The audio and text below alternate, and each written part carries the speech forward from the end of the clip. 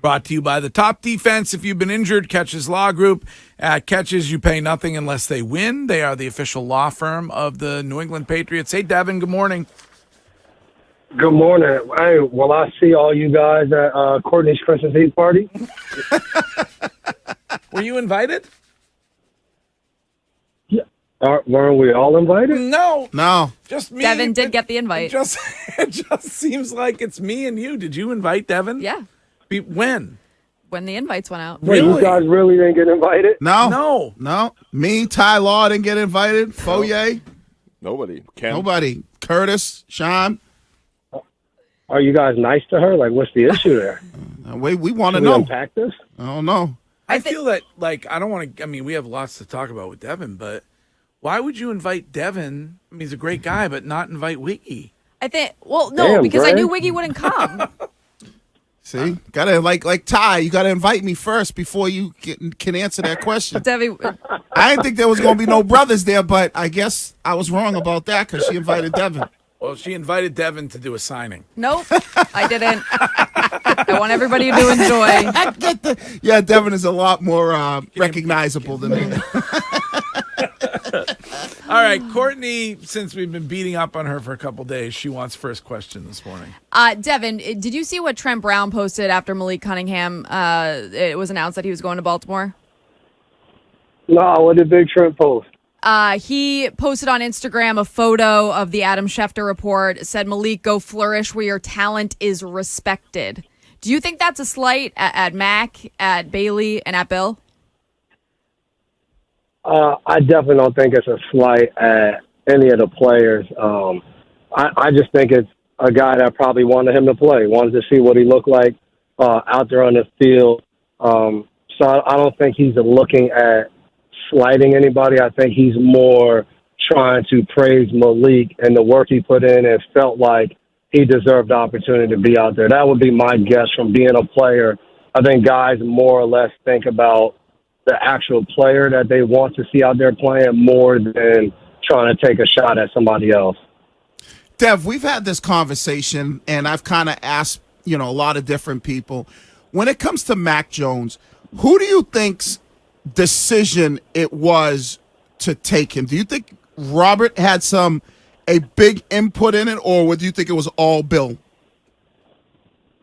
That's a good question. I've always wondered that. Like, I don't, I know from a player standpoint, just like Wiggy, like, it always felt like every decision made was football, whether, like Scott Pioli was there and Nick Caserio and Bill, like it always felt like, that was football. Football did everything. But I just feel like none of us know that answer from behind the scenes of any owner in the NFL. If they're like, hey, I really like this guy. Like, I don't know what pressure that puts on. We all have bosses where, like, if your boss really likes something, you feel like I got a really strong. I don't know. I don't know if RKK has, through the years said different guys he likes or doesn't. Like, that was a different time for the organization. You had Tom, obviously, for 20 years. So I don't know opinion or how it kind of played. I have no idea. We're kind of losing you, but I think the signal will get better in a minute on the AAF phone. Go ahead, Curtis. Devin, I don't know if you heard from Ninko, but last week after your spot here where you talked about how the Patriots had really played a role in ruining Mac Jones, Dan and Ninko's podcast played that sound and said that you were in jeopardy of losing the golden boy status within the Patriots. Is that true? And did you hear from Ninko at all? He FaceTimed me, but he's always been jealous. He's jealous because I'm the golden boy, just because Ninko always messed things up. Good player, but he always blew things. So he always gets jealous of that. Yeah, getting that golden boy status it's a very, very hard club to get into. Yeah. Exclusive. Yeah. But when you get in there, you're set for life. Dev, when you start to look at where, like, I guess this team is headed, especially with Bill and Tommy Curran had a report out saying that it's already in writing, not in writing, but Bill's not going to be here. My biggest thing is I'm afraid that I don't think Robert wants to move on from Bill because he loses that person who takes all the slings and arrows about the team and the organization. Where if you move on from Bill and Bill's still coaching, what happens if Bill's 8-2 and you're 2-8? Who's taking those arrows? No, I mean, that's the realistic part of not having a guy that probably is going to be, the greatest of all time, and not having him in your building. You have to face the fact that, like, he's probably going to be in another building. And like I said last week, I think there's a chance if he's not there, he gets to hand pick where he wants to go. I think teams would love to have him in their building. So that's a real fear. And I think one of the things that we can't overlook is, like, the team was really good last week. Like, we haven't hit that, but they came out there playing against Pittsburgh, a team that is in playoff contention.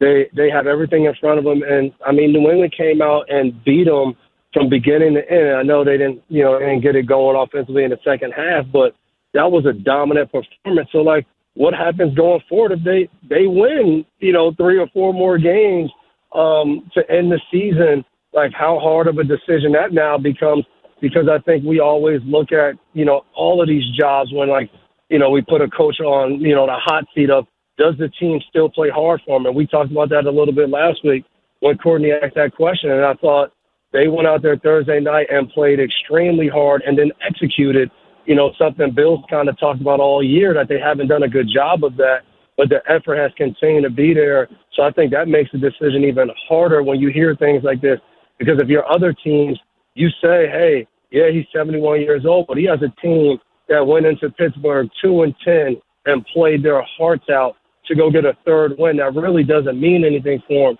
They could pack it in, and they're not doing that.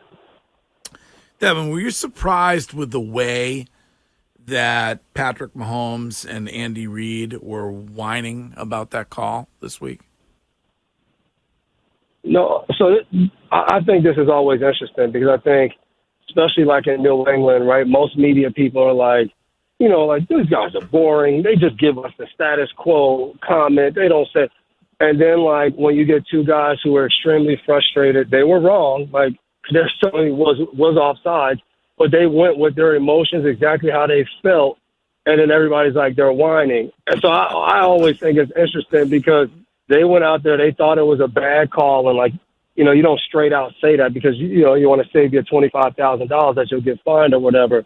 But I thought as much as possible they wanted to let the world know that they didn't agree and they were against it, and then everyone crushed them for whining. But I think people crushed them for whining because they've won a lot. And when you win a lot, everybody wants to see you lose. So a lot of people were probably happy. But, again, I think they were wrong. But I had no problem with them coming out and being straightforward, because they were super emotional. It was a game they needed. They've been frustrated with, I think, the way they've played. A lot poured into that. But I didn't mind the emotion and the, kind of raw take that they came out with. You agree with Wiggy all Monday morning said the official needs to keep his flag in his pocket on that one. You agree?